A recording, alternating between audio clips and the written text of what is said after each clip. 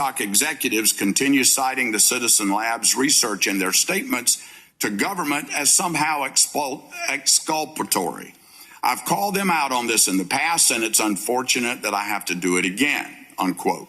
He goes on, we even speculated about possible mechanisms through which the Chinese government might use unconventional techniques to obtain TikTok user data via pressure on ByteDance, end of quote.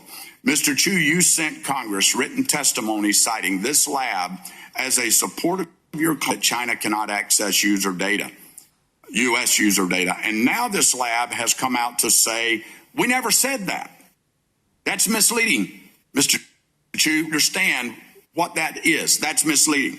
Mr. Chu, this is yet another instance of TikTok attempting to mislead Americans about what their technology is capable of and who has access to their information. Madam Chair, I'd like to respond to that by very Ron quickly, Liebert and the Citizens Lab into the record.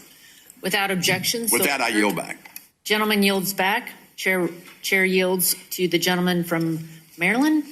Mr. Sarbanes, 5 minutes.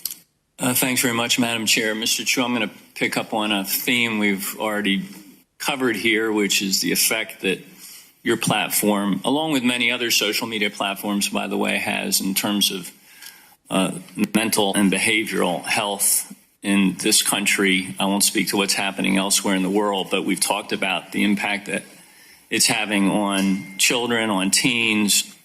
We took some action last year in this committee to try to improve access to resources. We authorized critical programs to address mental health needs, but we need to do even more than that. And we got it, the big tech companies like TikTok are doing, because those are platforms that expose children, teens to additional risks.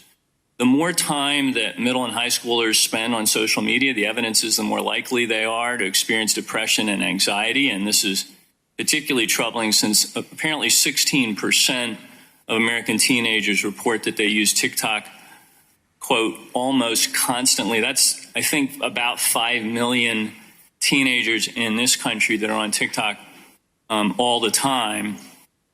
And we know big tech, including TikTok, uses design features that can manipulate users, including children and teens, to keep them engaged, designed to feed a never-ending stream of content, keep their attention for hours on end, which includes capitalizing on the desire for others' approval through like features, preying on the fear of missing out through push notifications and so forth.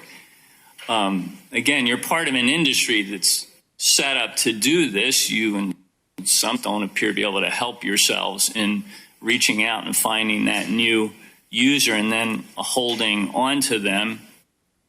TikTok acknowledged that these features and others, like the endless scroll feature, can have an outsized effect on teens. And we've been discussing today how your app only intensifies that harm by amplifying dangerous content and misinformation.